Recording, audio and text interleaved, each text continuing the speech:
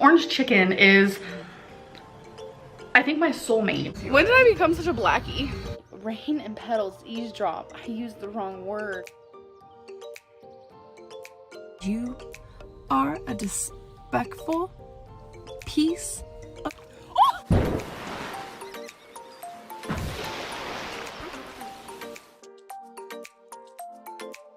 Hey girls, welcome to another Amberlynn video. It's just gonna get messier and messier. Thank you so much for watching. If you enjoyed the video, please consider subscribing. We would love to have you. There's a Discord server for this channel linked in the description and pinned comment if you'd like to come chat or hang out. Feel free to comment your thoughts and feedback below. I respond to all of you. Thank you, and let's get into the video. She thanks people for complimenting her piercing that nobody cares about. In my last vlog, you guys saw me go to a smoke shop where I got Delta 8, and you guys were like, oh my god, your mom's sober, like, what are you doing? My mom has never been a smoker type of girly, so it doesn't trigger her or anything. Medical is legalized, so she's around it a lot, just like naturally, and it's not a trigger for her. I would never do anything that would trigger her or put her in harm's way, because like her sobriety is super important to me, and it's important within herself as well. Like that is like her main priority in life, and I would never do anything to like sabotage that. It's just kind of weird how Amber keeps saying her mom wasn't or isn't addicted to something, but then her mom sure knows a lot about that something.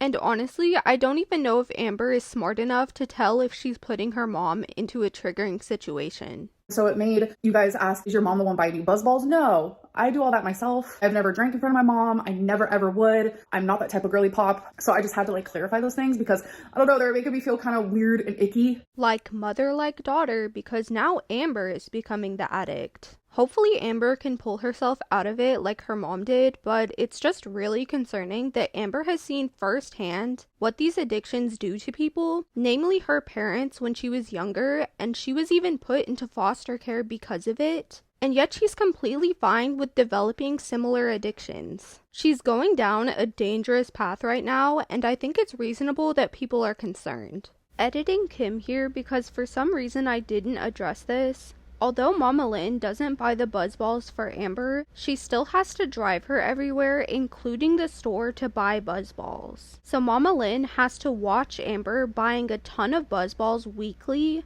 and bringing them into her car. Basically, Amber is still exposing Mama Lynn to an addiction and doesn't care. She goes shopping and talks about an eyeliner her mom found in her bathroom and wanted to try. So I came out here, it's all over her eyes now. It looks good though, don't it? Yes, it looks great. It says Epic Wear. She thought it said Eric Wilson. I need glasses.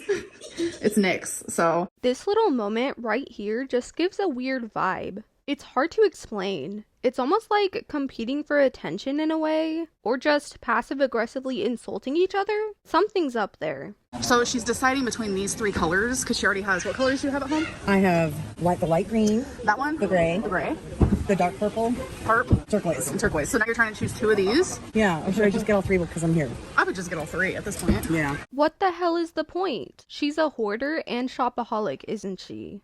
And Amber is just fully enabling it. Nothing in their minds whatsoever says, maybe having 10 colors of the same sheets is a waste. This relationship is uncomfortable and it's really rubbing me the wrong way. They continue shopping and running errands. They go to a clothes store. We know for a fact nothing in there is going to fit her, and that's why she goes for the accessories instead. Y'all, I have realized recently I am such a sunglass girly. Not so much those pink ones, but almost all of these I was literally obsessed with. I don't know what it is. Because she's not obsessed with the glasses, she's obsessed with herself wearing the glasses. But I didn't buy a single pair. So I feel like that's gonna haunt me for literally the rest of the night, probably the rest of the week. So I wanna know, which one should I go back and get? None of them, because you don't need them. Is she really so obsessed with shopping that not buying something will bother her for a week? You guys, look at the sky. It looks better in person, I will say that, but it's like red. It's just so pretty. Yes, Amber. This natural phenomenon is what us normal people call a sunset. You can often see them when you get off your couch and go outside in the evening before it gets dark. It's mind-blowing, I know. She gets home and talks about seeing Christmas lights with her mom. Hello, so it's pretty late at night. I actually just came back inside from walking Twinkie. I genuinely thought she was about to say she just got back inside from getting a food delivery, but I think she'd be more happy if that was the case. But I do have something like massively on my mind. So I recently have been talking about like how I am feeling more confident and I am like loving myself more and I have more self-love. But there was a moment today when I was in Cato, I was walking towards the mirror. I just like noticed my legs are drastically getting bigger. I do suffer with lymphedema, but I also have lipedema. And I just noticed today that they are getting bigger. It's very obvious. Are we surprised? She's been treating her body like shit for years and just decided to kick it into high gear recently. I almost want to share the clip so you guys can see what I'm talking about, but it's like I feel embarrassed. I feel ashamed. It makes me feel like unworthy of love. It's a really bad headspace to be in, but I know that like on the self-love journey, I'm going to have moments like this. And she's gonna continue having moments like this as she continues mistreating her body while calling it self-love. Her brain just does not connect the dots. Also, this warning isn't even necessary at this point. She's about to set ablaze the deepest pits of rage within you. I'm gonna have moments where I do feel kind of shitty about myself because I don't like my body. I hate my body more than anything, especially because I have this illness, I have this disease. And it's like I have to continuously remind myself that I am more than this. I am more than my body. I am so much more than my body. There she goes, pulling the disease card again whenever she wants to. Whenever she's ready to fight the commentary channels and eat whatever she wants, she'll say that calling obesity a disease is offensive and fatphobic. But whenever she wants people to see her as the sweet, innocent, helpless victim, suddenly it's okay to say obesity is a disease. I hate how she pretends like she has no control over this whatsoever. Is she strong because she stands up to the haters and talks about her struggles? Or is she weak because the big bad obesity has ruined her body? Which is it, Amber? It's kind of hard to be in that headspace because for majority of my life, I have been my body. I have always been fat Amber. That's who I was when I was in school. And I have always been, oh, look at her butt shelf. You could set coffee cup on there. It's like, okay, laugh it off. I don't think it's okay to pick on people like that. Everyone deserves baseline respect, even if they are bigger. I also just want to say, she hasn't always been her body because we've gotten to see the horrible personality that Amber has behind all that. She's a manipulator to her fans and everyone around her. She's a pathological liar, and she's an abuser. I wouldn't be surprised if she was considered a bully in school because of how much bullying we've seen her do on camera. I'm trying so hard to find my style and find who I am as a almost 33-year-old single woman. Like, I am enjoying the process, but then I have moments like this where I'm like, I have done so much damage to my body that is not repairable. And I know that like, no matter what, I would still have lipedema. Lipedema is also very common for people who are skinny. It's not because of my weight. Okay, but why the hell is that a reason not to start on the journey to repair the things that can be repaired? It's just another excuse. She does good with acknowledging that she's caused irreparable damage to her body, but then goes back to excuses. But I know that it wouldn't be as bad as what it is if it wasn't for the fact that I've continuously always been morbidly obese, literally my whole life. See, the wording of that immediately aims to take all of the blame off of her and her actions, saying, I've continuously always been morbidly obese. Sure, it's not a false statement, but simply being obese isn't the issue. What she should have said is she's continuously gained weight, not that she's always had weight. If she was even 368 pounds like she was in the beginning of this journey, I can almost guarantee her health issues wouldn't be nearly as bad as they are now. Right now, I feel ugly because of my disease, and I don't like feeling that way. It's hard to see beauty in something that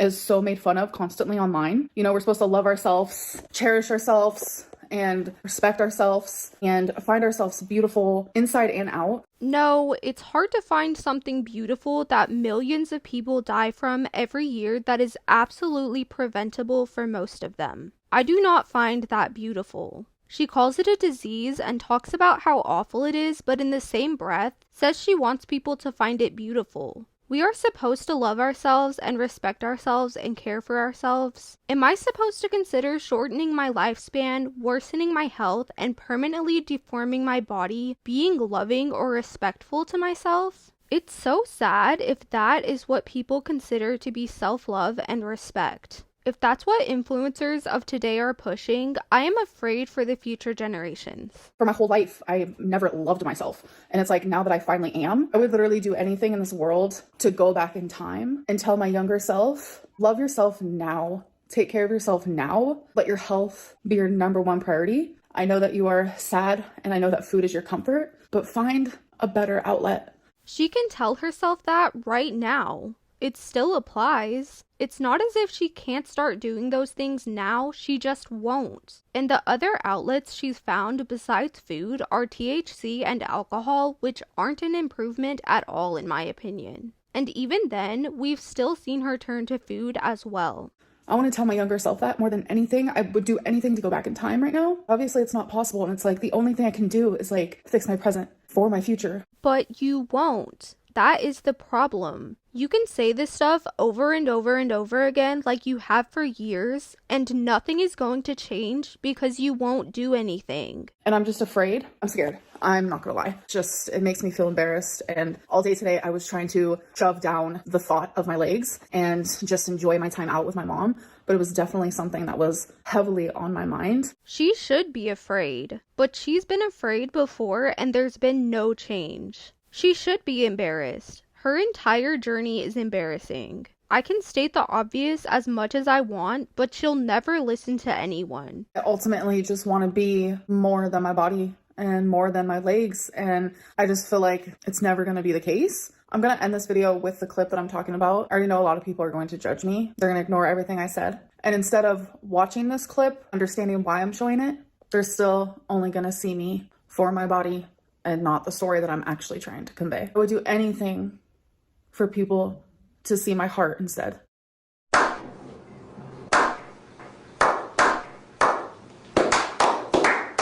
And in with the dramatics. We hear you, we're just tired of the bullshit. The story she just conveyed is that obesity is a disease and it's horrible, but we're supposed to find it beautiful. She's also conveyed she wants to be seen as more than her body, which again, we've already seen. Amberlynn Reid, aside from her body, is a hypocritical, narcissistic, manipulative, abusive bully. Trying to act like a 2-year-long relationship has made her a completely new person that can do no wrong. Let's see this clip.